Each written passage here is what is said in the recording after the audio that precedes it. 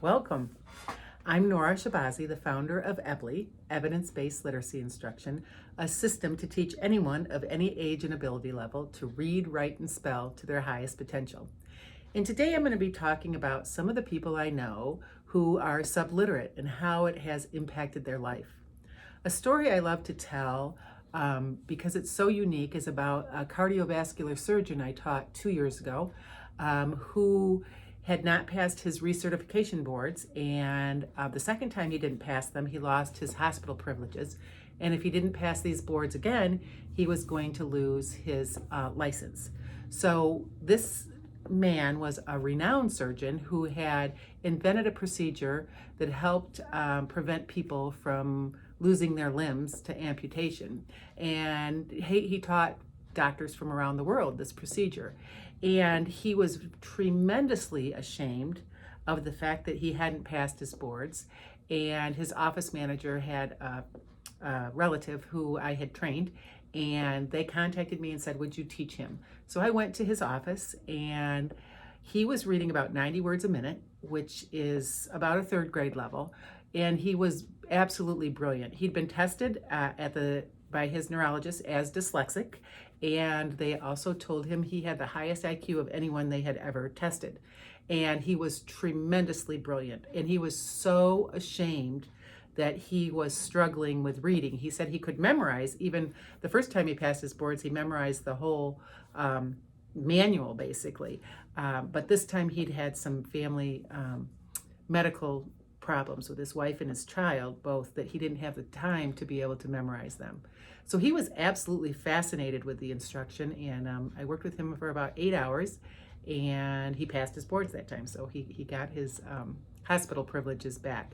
But he talked a lot about how, besides his office manager and his wife and this doctor that tested him, he was really adamant that he didn't want anyone to know about his shame-filled secret. So, and of course, if just in a few hours, he can increase his reading speed to almost 200 words a minute and comprehend what he's reading and be able to decipher it and improve his spelling, he could have learned when he was, young, 6, 7, 8 years old in school. So he was one that was really pretty profound. But I've taught others. I taught a psychologist who used to work for the Pentagon, and he said he's an okay reader, but he has to read things over and over again to understand them. And when I worked with him, he stopped in the middle of really the first session, and he put his hands on the table and he said, you know what? I'm in my 60s and I feel like I'm in first grade again. And the anxiety I feel inside myself, and I feel like I could throw up on this table, and I just don't think that I can do this. I taught another gentleman who was in a meeting at a private school that I was working with, and he was quite belligerent with,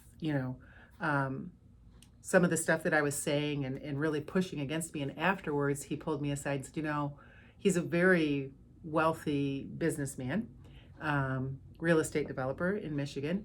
And he said, I'm not that great of a reader, so I just wanted to see if you knew your stuff. And he did let me come to his beautiful office building. And I came to his office and worked with him for a little while, but in one session. And he said, I just have too much anxiety around this. I have too much shame. I can't even think. So I just think it's too late for me to learn this, but I'm going to bring my kids to you to be sure that they don't, have the same problems that I do. And he said nobody really knows that he is a struggling reader. And he said that he feels that he's collected money over his lifetime to make up for the fact that he felt that he was lacking or had something missing as far as his ability to read and spell well.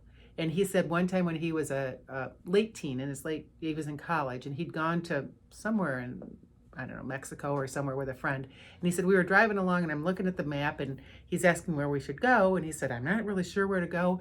And the friend said, what's the problem? Can't you read? And he said, of course he didn't know I couldn't read well. And he said, but that just ripped open something in me, and I just took my hand and smashed him in the nose as he's driving along. He said, this rage that you feel inside and this tremendous desire to protect your secret is so overwhelming. You really can't let somebody, unearth it or even pretend, around the edges that they're going to find out what's going on. So I have friends who are parents and grandparents, and they worry that if I read my child or grandchild a book, I might misread it and somebody's going to know that I am not that great of a reader. So there's so many things that get so deep into the soul of learners, and it doesn't matter if they're 8 or 80, that really kind of burrow in and stay there and cause this tremendous heartache that just continues to build and build and build. And it's just the same shame-based secret that you try to keep under wraps, whether you're a doctor, whether you're a psychologist, it doesn't matter what you are. It seems like this feeling of shame and embarrassment and that hole in the soul is kind of across the board. And I think of my niece when she was 17.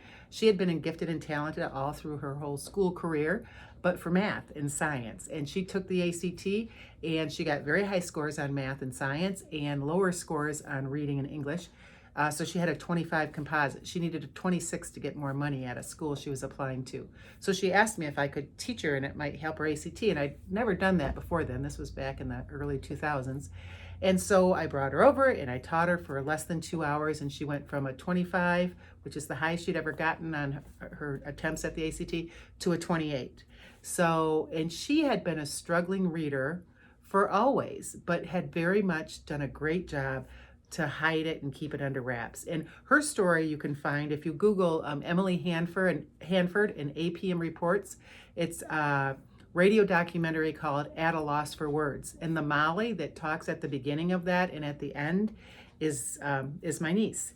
And she shares so vulnerably what this has done to her as far as having her own children now who are learning to read and how they're learning to read. And when she's been in their classroom and sees that these kids often are taught strategies that she used to do to pretend to read. And it's a very, very great story. I mean, it's very interesting and riveting. And she's so open and honest about her whole situation. So there's so many people. I have a group of 8 women that are from across literally coast to coast that we get together on Zoom. And just a few months ago, they had asked if I would show them my instruction and teach them kind of as one of our get-togethers on Zoom.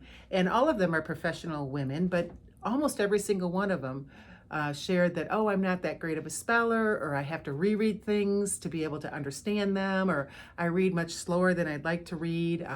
So can you help us? All college educated women. So that was interesting and fun, and they were so enthralled with everything that they learned. So really my point in being that subliteracy impacts most people, most everybody. And it's a secret. Whether you can hardly read at all, or you struggle significantly with spelling, or you misread words in your reading, or you have to read over again to be able to comprehend. Nobody wants to share that, or nobody wants other people to know. So our goal is so that everyone can be reading to their highest potential and be highly literate instead of being subliterate. So that is our goal, to move everybody to where they want to be, whether they're 5 or 50 or 85. So that is our goal. And we're going to be doing a webinar about, and you can click to that in the blog, about things that you can do to improve your literacy if you are subliterate. So simple things that will be able to help change that. So I appreciate very much you listening and watching, and I thank you for joining in on this very noble mission of ours to teach the world to read.